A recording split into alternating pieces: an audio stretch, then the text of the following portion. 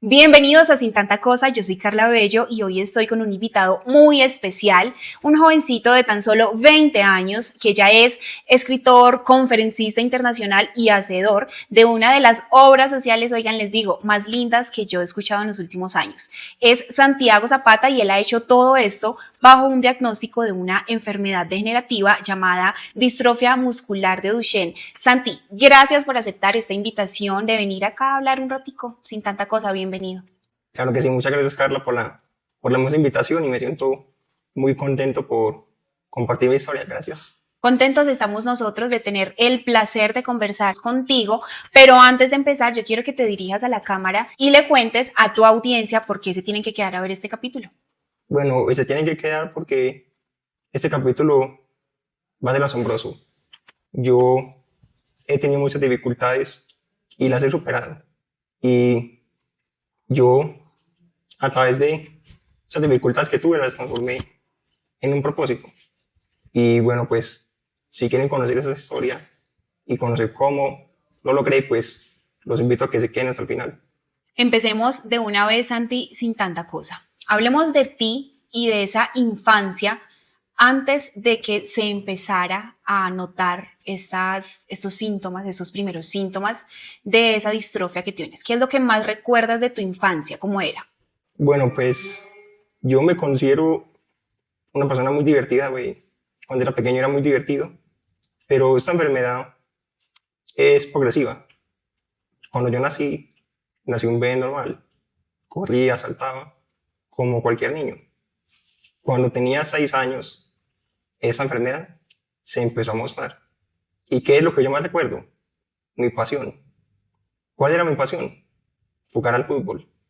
Y mi sueño era convertirme en un jugador profesional de fútbol.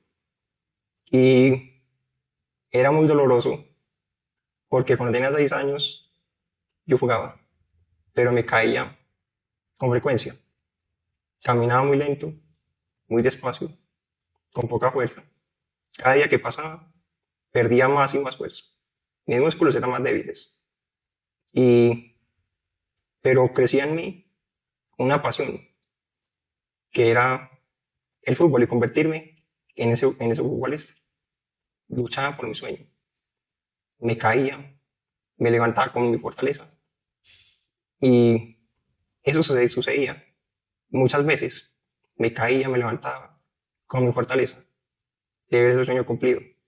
Porque yo era apenas un niño y pues yo creí que esa enfermedad era algo pasajero, que simplemente mañana o en unos años me iba a curar. Y pasaban los días y eso no sucedía. Yo ahí quiero preguntarte, tú tenías 6 años, tu pasión era el fútbol, como nos lo acaba de contar, pero ¿en qué punto, bueno, cuántos años tenías cuando te enteras de esa enfermedad? ¿Cómo te lo dicen? ¿Quién te lo dijo? ¿Y cómo lo recibiste?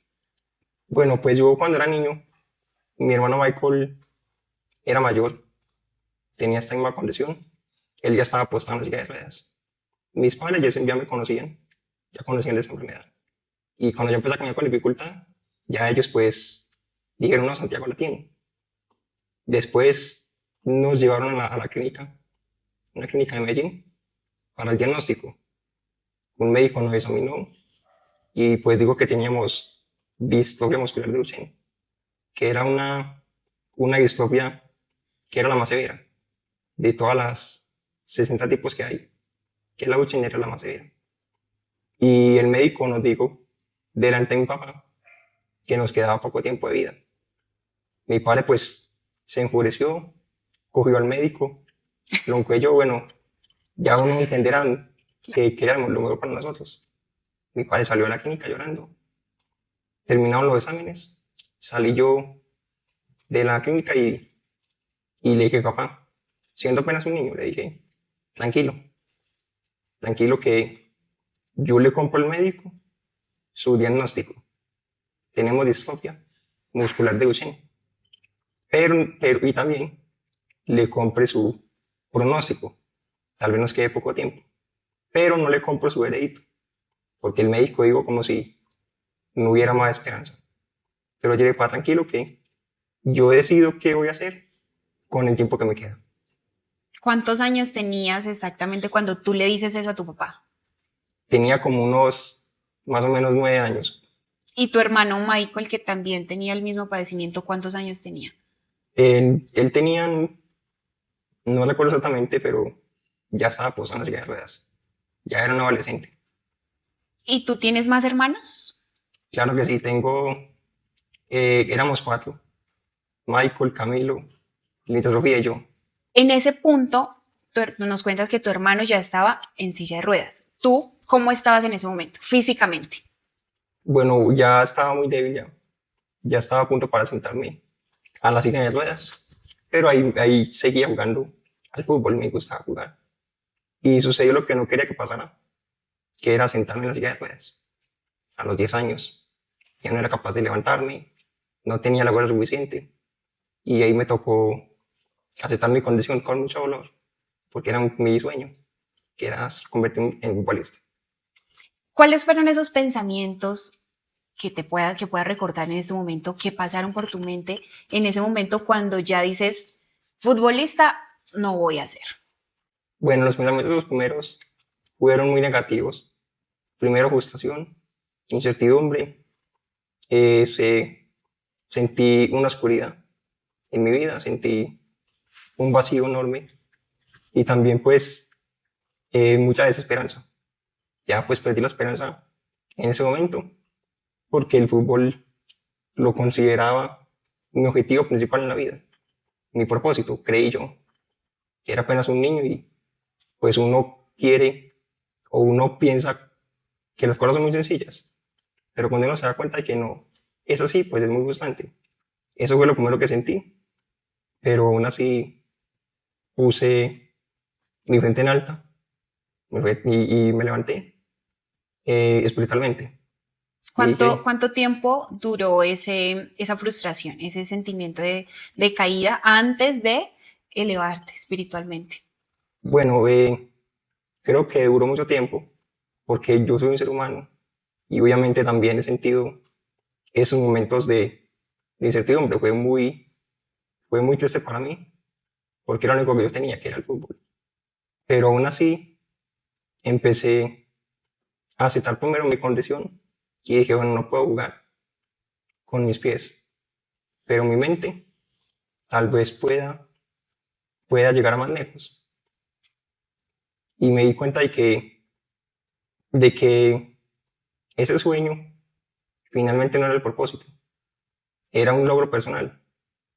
Y transformé ese sueño en un propósito distinto. Y ahí fue cuando me empecé a enfocarme en la lectura. Empecé a leer libros porque quería despegar la mente de mi enfermedad, quería como un refugio para mí, la lectura, como un consuelo de no lograr ese sueño. Eso se convirtió en la lectura. Y con la lectura lo logré, porque empecé a ser más agradecido, empecé a despegar mi mente de la enfermedad, gracias a la lectura. Bueno, Santi, pero algo que yo quiero saber y seguro las personas que nos escuchan también es cómo llegas a la lectura. ¿Tuviste la oportunidad de ir al jardín, a la primaria? Bueno, yo por mi condición no tuve la oportunidad de asistir a un colegio. Y se preguntarán por qué. Primero porque mi hermano Michael, quien era el mayor, tenía esa misma condición. Cuando era niño, él y Camilo, mi hermano del medio Camilo, lo acompañaba al colegio. Iban juntos. Fueron apenas por 3 años. Y en ese proceso también hubo algo muy bonito, porque Camilo era era un gran hermano. Y entonces cuando mi hermano Michael perdía el año, porque esa enfermedad también dicen los médicos que tenemos algunos problemas cognitivos leves. Y mi hermano Michael pues parecía que lo presentaba. Entonces él perdía el año. Y Camilo, porque lo quería mucho, él perdía el año por decisión propia para quedarse con él.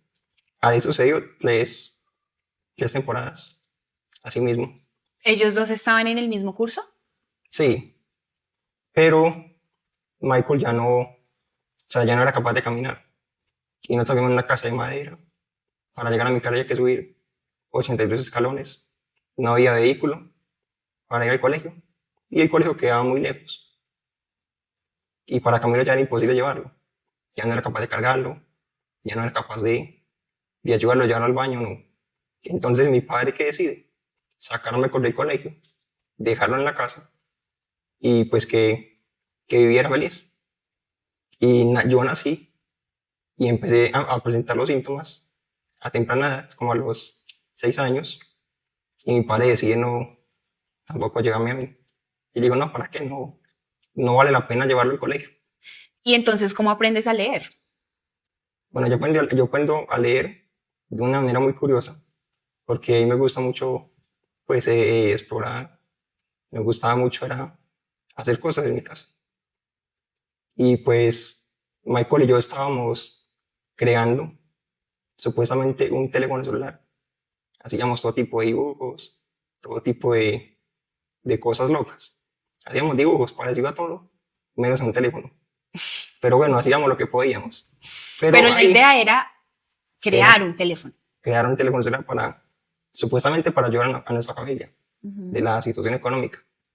Éramos muy niños, nuestra imaginación volaba por lo más alto. Pero ahí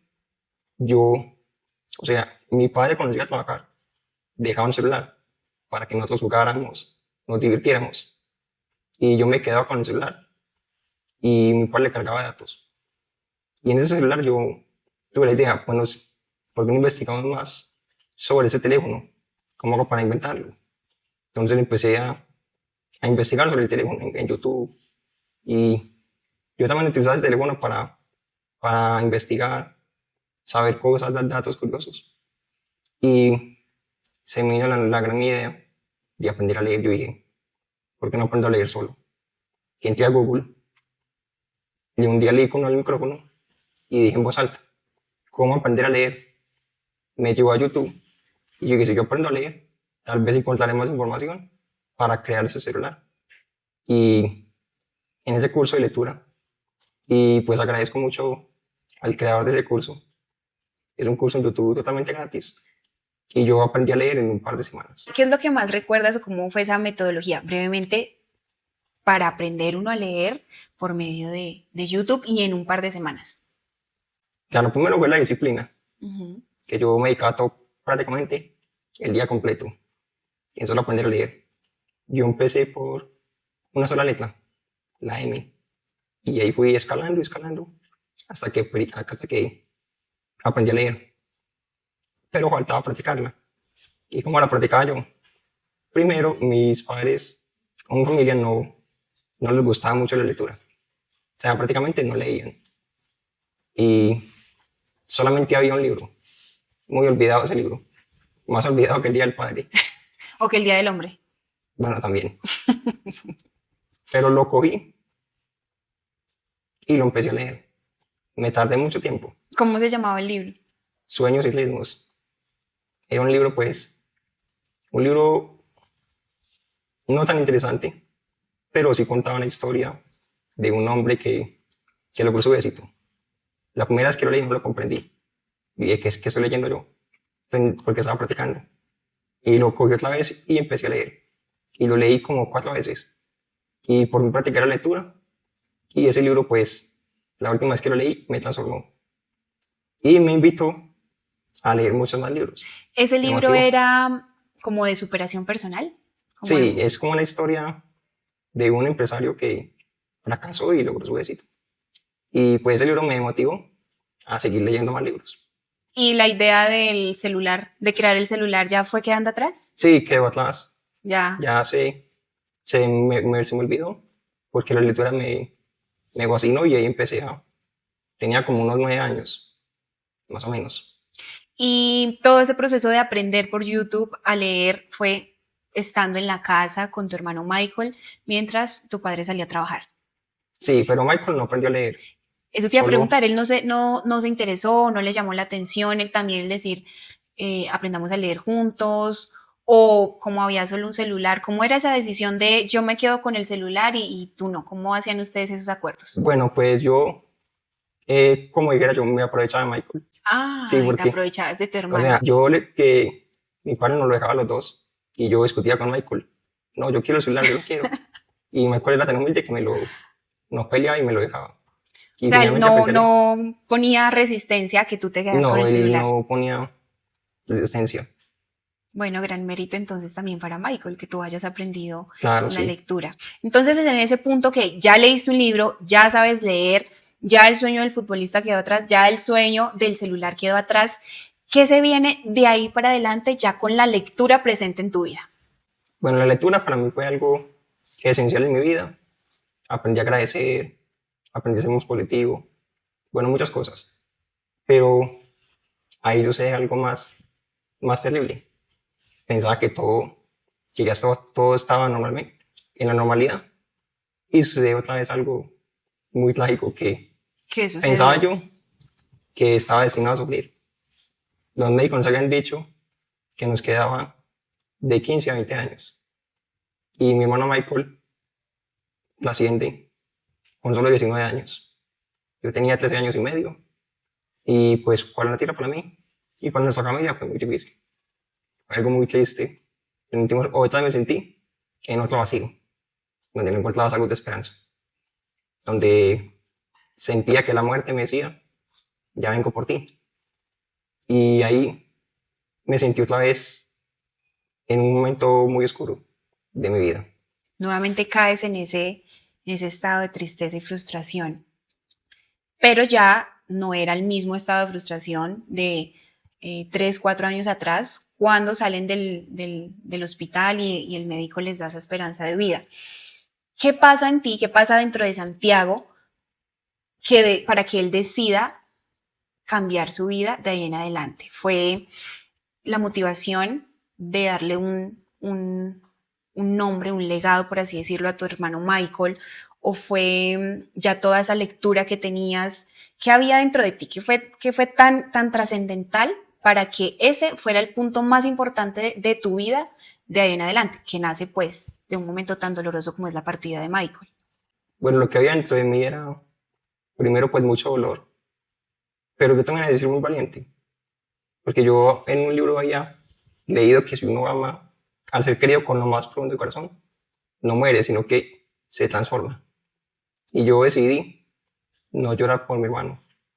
Pues sentía mucho dolor internamente, pero decidí que no iba a llorar porque o sea, tengo la firmeza de que Michael está en un lugar muy especial y que ella ya nos está acompañando. Yo fui al entierro de mi hermano y yo empecé a observar ese cementerio. Observaba mucho a mis familiares sumergidos en ese dolor. También me daba cuenta de que la vida es muy valiosa. Con la muerte de Michael me di cuenta de que la vida es muy corta y que hay que aprovecharla al máximo. Y en medio de todo ese dolor hubo una señal, yo la considero que fue enviada por Dios porque en una lápida había una frase escrita no sé de quién y decía, aunque mi voz se calle con la muerte, mi corazón te seguirá hablando.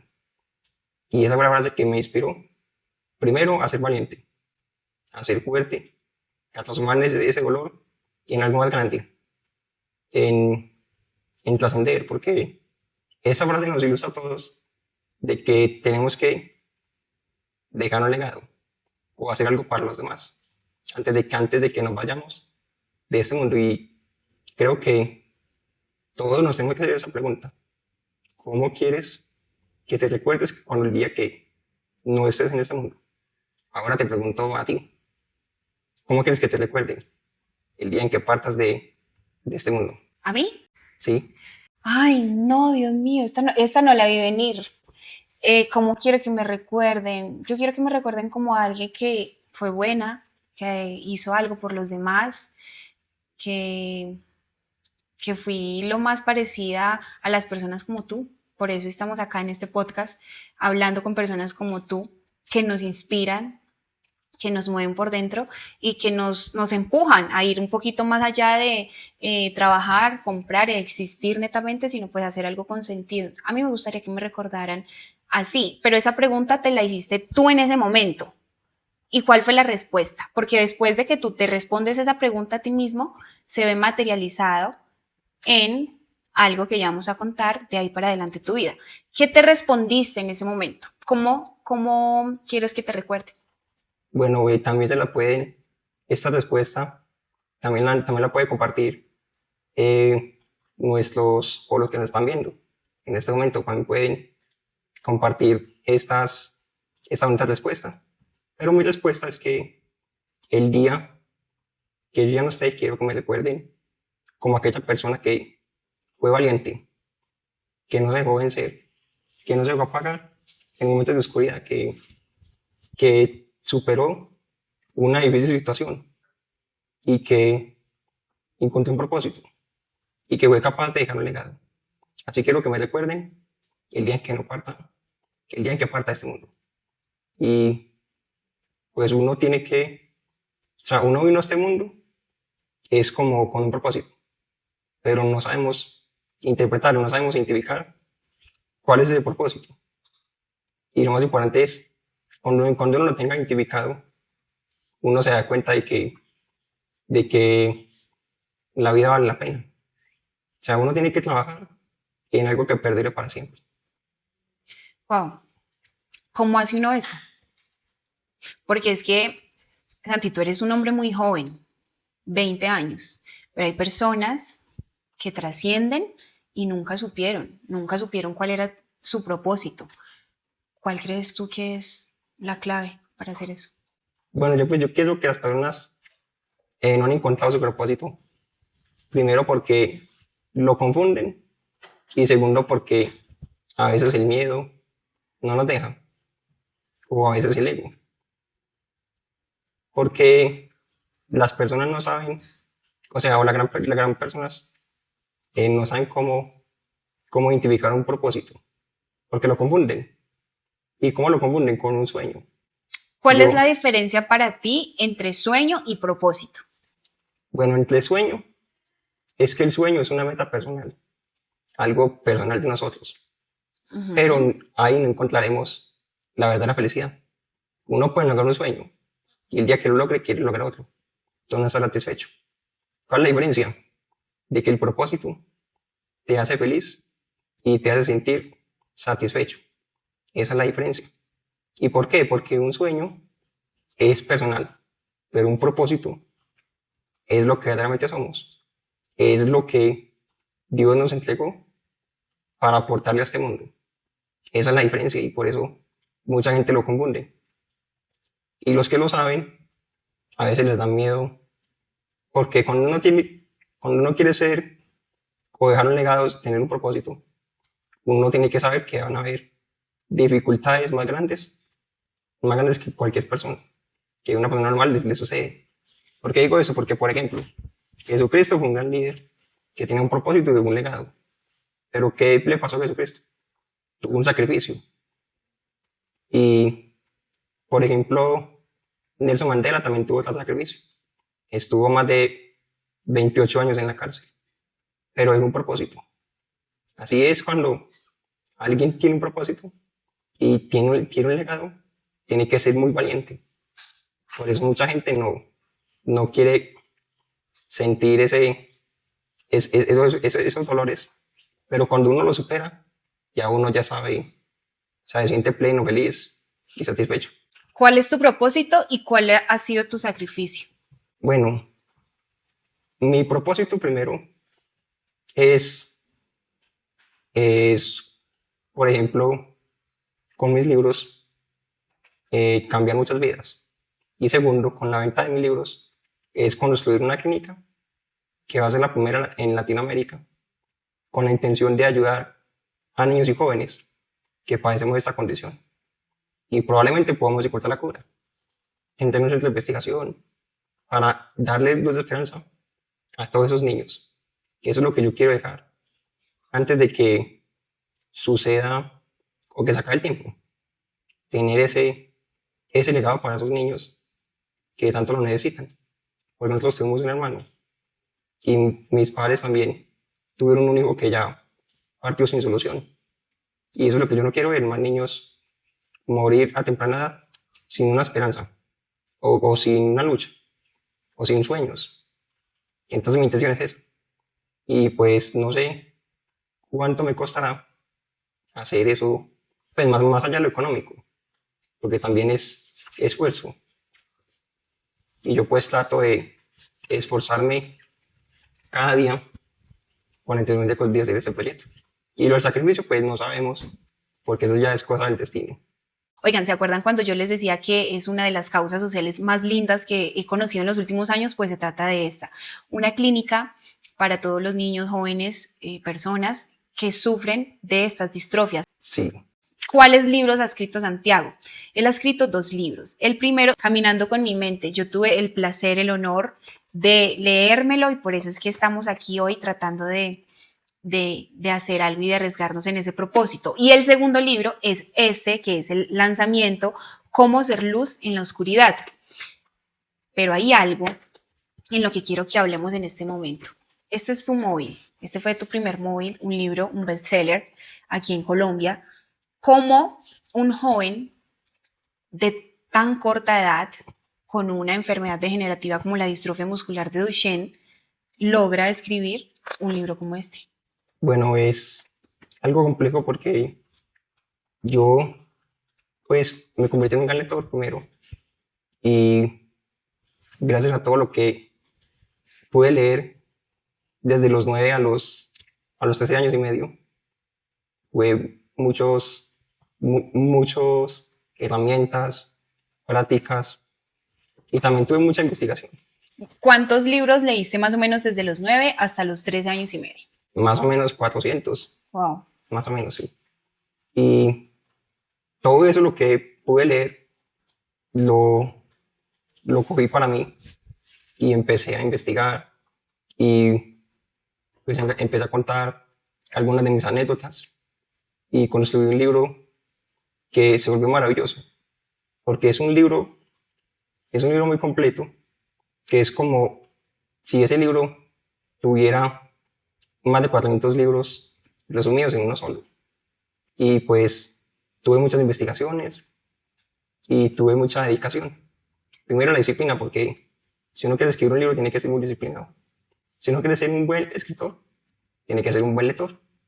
Entonces, gracias a todos esos libros que leí, pude compartir un manual de vida. Y sí, yo les puedo decir que sí, es un manual de vida. Aquí quiero hacer una pausa.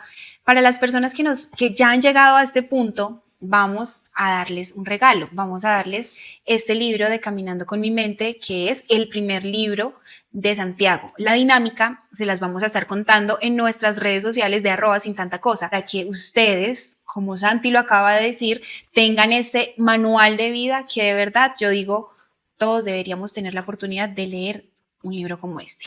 Ahora, Santi, quiero que hablemos de cómo fue ese proceso para lograr tener un libro en mano. ¿Cómo hiciste? O sea, primero, ¿cómo lo escribiste? ¿Cómo lo imprimieron? ¿Cómo lo comercializaron? ¿Cómo fue todo ese proceso para llegar a tener a la venta este manual de vida? Bueno, primero, lo haré bien resumido. Primero, para escribirlo mucha dificultad para mí. Primero, porque en mi caso no había mucha economía para comprar una herramienta, un computador, algo parecido a escribir, para escribir más fácil. ¿Qué me tocó hacer a mí? Decirle a mi mamá que me comprara un cuaderno, que yo me iba a escribir un libro.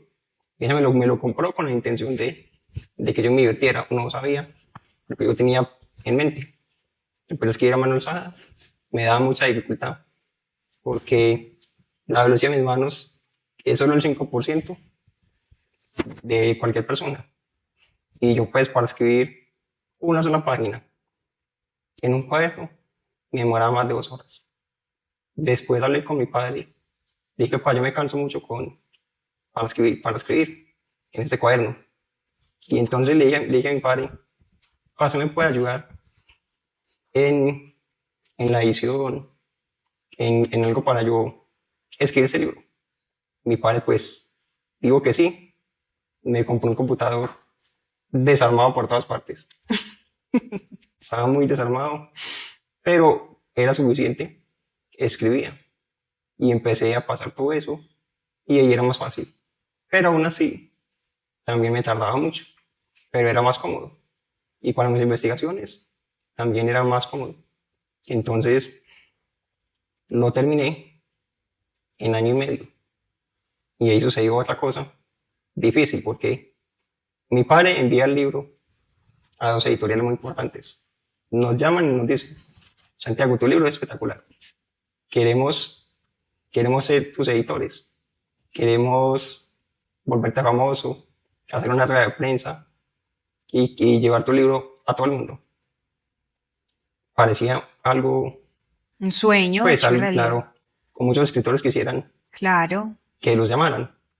Pero ahí sucedió algo muy loco ¿Qué pasó? o tonto, podemos decir, porque yo les dije a ellos que yo no corría tras la fama, sino en nombre de aquellas personas que aún no encuentran su camino. Wow. Y les dije que no. Y mi padre, pues, sorprendió, mi padre dijo, Santiago, pero ¿por qué? Si esta era una oportunidad muy grande. Y yo le dije, no, papá, es que yo tengo un propósito. ¿Y cuál era el propósito? Primero, pues, pensaba en vender el libro en nuestro sector, que muchas personas humildes necesitaban esas herramientas para, para seguir adelante. Y pues no hubiera, pues ahí no son lectores, es cierto, pero aún así lo intenté. Y mi padre con mucho esfuerzo finalmente sacó unos 100 libros. Mi padre era vendedor ambulante, vendía bolsas de basura en las calles de Medellín. Yo le dije, pues usted ya es experto, ya es hora de que venda libros. Mi padre pues empezó por todo ese sector, Cambió las bolsas de basura por los libros y se fue a venderlas. exactamente. Cambió Wow. las bolsas Por el por libro. libros, claro. Y empezó a vender por ese sector. Mucha gente no tenía el dinero y el libro pues lo dejamos en cotas semanalmente. La gente lo hacía y empezaron a llegar las personas que empezaron a leer el libro y se transformaban y decían, Santiago, gracias a ti pude montar mi negocio.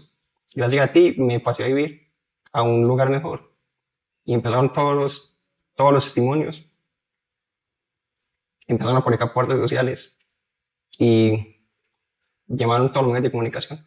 Llegaron a mi casa Sí. y el libro pues empezó a ser reconocido por todo Colombia y mucha gente empezó a pedir el libro.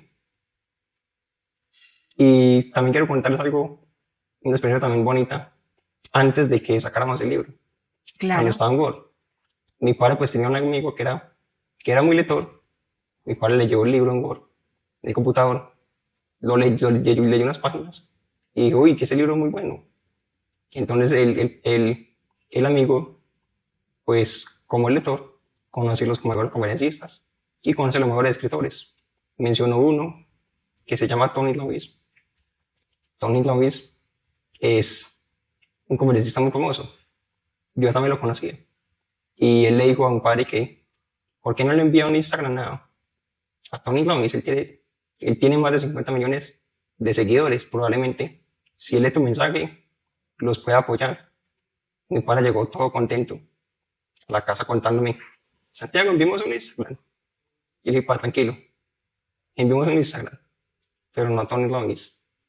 Tony Lewis tiene 50 millones, ¿cierto? Pero Dios los tiene a todos. Envíele un Instagram a Tony Lewis. Y mi padre, ¿cómo lo envío? No, no lo vamos a enviar desde acá de la casa. Simplemente coge una hoja grande y escribe lo que quieras, la petición que quieras. Mi padre hizo la plegaria, la pegó por todos los rincones de la casa y Dios, por esa fe tan grande, Dios no lo hizo realidad. Ya hoy, mi libro, Caminando con mi mente, es uno de los más vendidos del país. Y estamos lanzando ya ahora el segundo libro. Tú hablas mucho de Dios, Santi. ¿En qué momento eres realmente consciente de la existencia de Dios, pero de su presencia en tu vida? Bueno, pues yo no me las sé todas. Todos tenemos que ser eternos aprendices en este mundo. Y pues cada día aprendo más. Yo subí una montaña hace poquito, la Sierra Nevada de Santa Marta, 4 días caminando. Mi padre y yo fuimos, me llevaban cargado y en una hamaca todo el camino. Fue algo muy difícil, porque la intención de subir la montaña era para hablar con Dios y entregar en manos de Dios nuestro proyecto. Pero allá Dios nos da señales y nos habla a todos. ¿Y qué me dijo a mí cuando subí? Después de pasar todo el sufrimiento, de cruzar ríos, aguantar hambre, dormir pocas horas y físicamente era muy difícil. Lo logramos y cuando llegamos a la montaña, pues Dios es exactamente no nos en la montaña, sino nos va hablando en el camino. Ahí nos va hablando y nos va diciendo. ¿Y qué me dijo? Pues Dios me dijo que necesitaba más conocer de nuestro Creador. Y bueno, pues ahí Dios pues me dio una señal y bueno, pues seguiré aprendiendo. ¿Qué crees que opina Dios de ti? Pues todos tenemos un propósito, pero Dios es la voluntad de Dios. No sabemos qué pensará de mí. Lo que yo siento es que me ha utilizado instrumento y que me dio un propósito muy grande en este mundo. En el momento en que tú, como todos, partamos de este mundo, ¿tú crees que Dios va a estar satisfecho y tú vas a estar satisfecho a ver esa armonía entre Dios y tú de Santiago hizo el propósito que yo le puse y tú como Santiago trascenderías diciendo hice lo que Dios me mandó a hacer aquí en este mundo? Sí, porque pues el objetivo de todo así es ir a una dimensión muy especial, que puede ser que Dios nos ha preparado para todos, pero hay que prepararnos para ello. Y uno tiene que prepararse para encontrarse a Dios porque Dios pues nos da caminos para encontrarlo, que es ayudar a los demás, que es sentir paz, que es sentir amor en el corazón. Eso es una de las rutas para encontrar a Dios. Y pues el objetivo es ese, que todos vayamos a un sitio mejor, donde está mi hermano.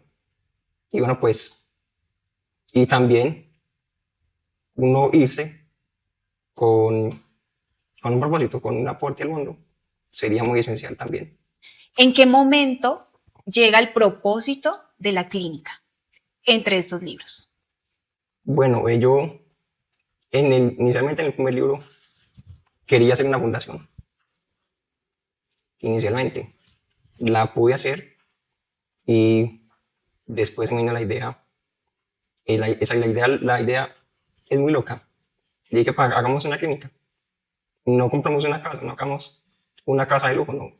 Hagamos una clínica. Casual. Sí, yo dije pues así y mi padre pues siempre me apoya en todo.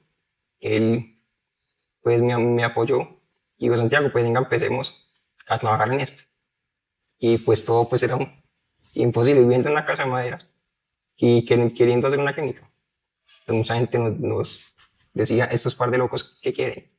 Pero cuando sacamos el primer libro, vendimos 30.000 copias en todo Colombia. Con esas 30.000 copias, ¿qué hicimos? Compramos un lote para construir esa clínica. Cosa que ya tenemos un lote para construir la clínica. Y el proyecto va a ser en Medellín, a las afueras de la ciudad, muy cerca. Y ya con el segundo libro queremos construir la clínica con parte de las ventas. O sea, con el primer libro hubo el lote y con este segundo libro ya va a haber clínica montada con el apoyo de todos. ¿Qué tienen de diferente los dos libros? Bueno, primero el libro Caminando con mi mente es más motivación. Es un libro donde tiene herramientas para el cambio, la fe, la disciplina, el agradecimiento y también nos anima a avanzar a pesar del miedo y a soñar sin límites y a tener un propósito claro.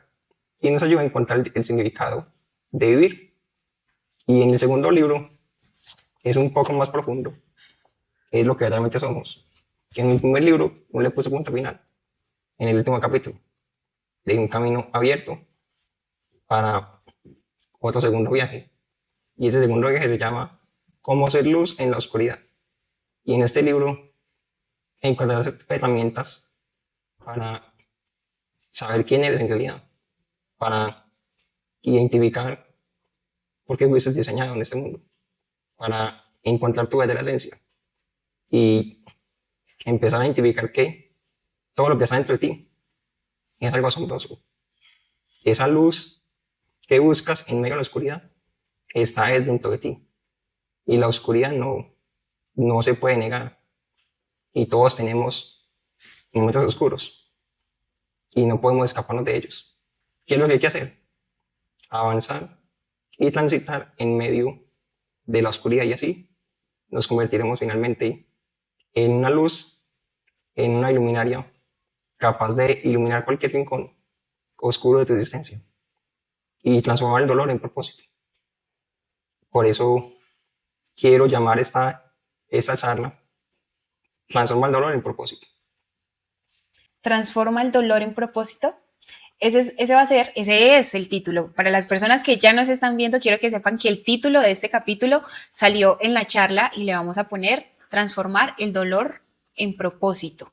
Yo sé que muchos de los tips o las claves para lograrlo seguramente que están en este libro, pero para las personas que nos están escuchando y dicen, yo estoy que compro el libro, pero todavía les falta convencerse un poquito. Antójalos un poco más e invítalos del por qué comprar el libro. Bueno, mi libro, ¿Cómo hacer luz en la oscuridad? Es nuevo. Apenas estamos en el lanzamiento de este libro. ¿Y qué encontrar en este libro? Herramientas fundamentales, prácticas, para que tú puedas convertirte en luz en la oscuridad. Y con este libro hay herramientas fundamentales. Y hoy quiero compartir una de ellas. No voy a ser muy profundo, porque la intención es que lo lean. Claro, la intención es antojarlos, pero que se compren el libro. Bueno, uno en la vida debería de identificar cuál es su para qué en este mundo. ¿Por qué estás aquí? ¿Qué quieres hacer por los demás? Y yo pienso que todos tenemos en la vida un propósito que Dios nos ha regalado. Y para escribir este libro, yo tuve que encontrar más a Dios, enfocarme más en Dios y poder alinear mi mente con Él. Y pues Dios nos entregó a todos un propósito en la vida y hay que identificarlo. ¿Cuál es tu para qué? ¿Por qué estás aquí? ¿Por qué Dios te creó? Y yo pienso que Dios somos imagen y semejanza a Él, pero mucha gente lo confunde. Y creo que somos muy parecidos, es internamente. Tenemos un pastel de manzana, en ese pastel de manzana te comparto un pedazo y ahí te pregunto, ¿de dónde proviene el pastel de manzana? Es muy obvio, viene de la manzana, pero físicamente no tiene ningún parecido, pero en el sabor y en la esencia son idénticos. Y en eso nos parecemos a la fuente divina. Si identificamos todo eso y podemos lograr alinear la mente con Dios, Dios nunca nos abandonará y podemos identificar un propósito y transformar finalmente esa dificultad que tienes en el momento en un propósito.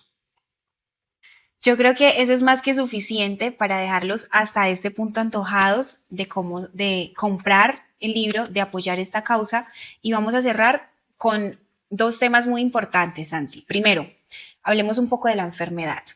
¿Cuáles son las principales necesidades, mejor, que tienen las personas que padecen distrofia muscular de Duchenne, en tu caso, o similares? Es decir, ¿cuál vendría siendo esa solución o ese alivio que representaría la clínica que quieres construir para todas estas personas? Claro que sí, la enfermedad es muy grave, pues cada día que pasa, uno pierde más fuerza. Y no solamente pierde más fuerza. Inicialmente es muy muscular, inicialmente hasta que le pasan la silla de ruedas. Y después ya empieza internamente. Todos los órganos llegan a un punto donde ya no pueden más. Y una de las soluciones para ellos la tienen afuera del país, en Estados Unidos y en Inglaterra y España. Pero son muy costosos esos tratamientos. Y hemos visto que le alargan la vida al joven. Aquí en Colombia es de 15 a 20. Por allá es de 25 a 30 y 32, más o menos. Y queremos traer esos tratamientos a Colombia para que sea más asequible para estos niños. Y ya hemos hablado con algunos médicos de Inglaterra que nos quieren apoyar. Pero primero hay que tener un punto clave y es la clínica, para que tengamos un centro de investigación, para que estos niños puedan tener una luz de esperanza. Porque muchos niños, tal vez la enfermedad no sea tan grave como parece. Pero ¿qué pasa ahí? Que los niños no tienen una luz de esperanza. Y eso pues los desmotiva. Y como para mantenerlos motivados también, sería bueno que los niños tuvieran un respaldo, que es la clínica. Y lo más importante es que tal vez uno nunca sabe, podamos encontrar la cura de esta condición. Eso es lo que queremos. Tú acabas de hablar de luz de esperanza. ¿Qué le da luz a tu vida? Tú eres luz en la vida de muchas personas. Tienes 2 libros maravillosos y tu propósito hace parte de eso. Pero a Santiago Zapata, ¿qué le ilumina su vida? Bueno, lo que me ilumina es seguir luchando por un propósito. Y también que Dios tiene un propósito para mí. Dios me ha utilizado instrumento para aportarle a este mundo a través de mis mensajes. Y he visto que muchas personas han salido de momentos difíciles a través de que Dios ha puesto en mí las palabras adecuadas para estas personas. Mi libro es escrito por mí, pero es guiado por Dios. ¿Qué quiero decir con esto? De que yo tengo la certeza de que Dios tiene un propósito para mí y que pues seguir luchando con un propósito hasta que ya, pues obviamente todos tenemos poco tiempo de vida realmente. Tú sales a la calle y no sabes qué te va a pasar.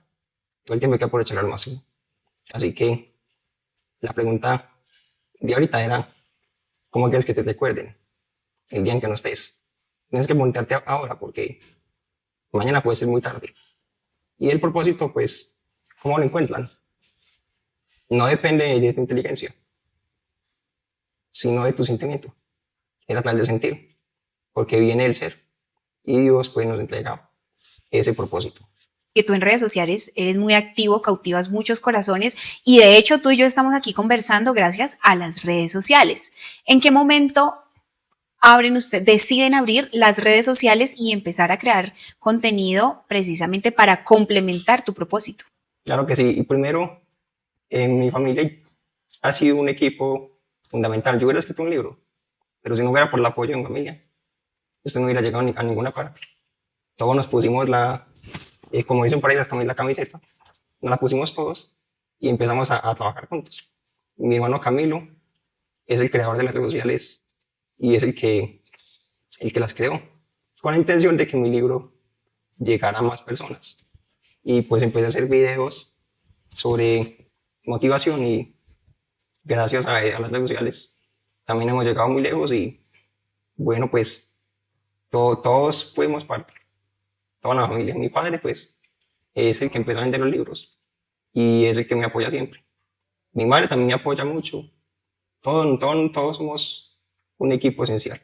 Santi, voy a hacerte esta última sección que se llama preguntas rápidas con respuestas cortas, pero son realmente cortas. ¿Listo? ¿Qué tan feliz eres en este momento? Pues yo creo que la felicidad es es lo que cuando nos sentimos en paz. Y creo que pues estoy muy feliz. Ya se me iba alargando la respuesta. Respuestas cortas. ¿Qué haces cuando estás triste? No, tal vez bajaría la actitud. ¿Qué te pone triste? ¿Qué me pone triste? Pues no hacer algo por el mundo. ¿Qué te pone muy feliz? estar con mi familia y aportar a este mundo. ¿Cuál es tu comida favorita? Creo que el arroz con pollo, ¿Cuál es tu golosina favorita? el sneaker, ¿Cuál es tu libro favorito? podemos decir que la Biblia. ¿Cuál es tu equipo de fútbol favorito? Bueno, pues mi equipo puede ser el Barcelona, puede ser. ¿Cuál es tu jugador de fútbol favorito? En la historia, Messi. Messi es el preferido. ¿Con cuál de todos tus hermanos has tenido mejor relación? No con todos, Ok. todos hemos tenido buena relación. ¿Será porque el hermano, uno de los hermanos está acá escuchando y no le podemos decir nada? No, Santi, ¿qué no te han preguntado en las cientos de entrevistas que has dado que te gustaría que te preguntaran? pues a mí me gustan las charlas de conversaciones y pues realmente está muy dudoso, no sé. Pues yo pues me preparo para cualquier pregunta. Eso me doy cuenta, es que es difícil de corchar este hombre. Pues Santi, eso es todo por ahora. Estamos seguras de que el camino de Santiago Zapata, de la Fundación, de la Clínica, continúa. Por eso quiero que en este espacio, pues, invites a las personas a que compren tu libro, a que te despidas si tienes algún mensaje que te haya faltado dar, que lo des y que buscan tu interior, que tal vez esta entrevista, este capítulo, va a llegar a una persona y que Dios ponga en todas esas palabras para que realmente llegue a alguien que esté necesitando encontrar ese propósito. Así que nuevamente te regalo tu cámara. Bueno, claro que sí. Primero que todo, mis libros los pueden conseguir por la página www.somoslegado.com. Y Somos Legado es un movimiento que he creado para hacer un evento en el Estadio del Campín, el 18 de diciembre. Será un evento maravilloso, acompañado de artistas internacionales y también dictaré mi conferencia por primera vez abierta al público. ¿Y cómo irán a este evento? Solo compren mi libro y pueden ir a este evento. Y eso será con la intención de recaudar fondos para la clínica con niños con distrofias. Y bueno, pues gracias a Carla por esta bonita invitación. Gracias a todos los que nos están viendo. Y bueno, pues, ¿qué les diría? Que sigan adelante sin miedo y que recuerden que en medio de las tormentas siempre hay una oportunidad y podemos ser luz, no solo para nosotros, sino también para los otros, para los demás. No para nosotros, sino para los demás también. Podemos ayudar a que enciendan sus luces también. Así que transforma tu dolor en propósito. ¿Qué tal esta historia tan espectacular de un hombre que con tan solo 20 años ha hecho lo que a muchos nos ha costado décadas? Así que los invito a que nos sigan en nuestras redes sociales, @sintantacosa, y que sigan también a Santiago, porque vamos a darle la oportunidad a 3 personas de que tengan este libro y que algo haga en sus vidas. Así que los invito a que nos sigan en las redes sociales porque es allí donde vamos a hacer nuestros sorteos, que de hecho Santiago va a ser protagonista. Él va a elegir las personas que se van a llevar este libro. Así que si quieren saber más de él, también síganlo en sus redes sociales, que él postea continuamente muchas partes de su vida, muchos videos, muchos clips. Y gracias por haber llegado hasta este punto. Gracias por comentar, por suscribirse. Y nos vemos nuevamente en nuestras redes sociales. Recuerden que Vivir Sin Tanta Cosa no es solo un podcast, es un estilo de vida en el cual nos despojamos de todo lo que no necesitamos. Así que síganos viendo, suscríbanse, denle like y nos vemos en el próximo capítulo.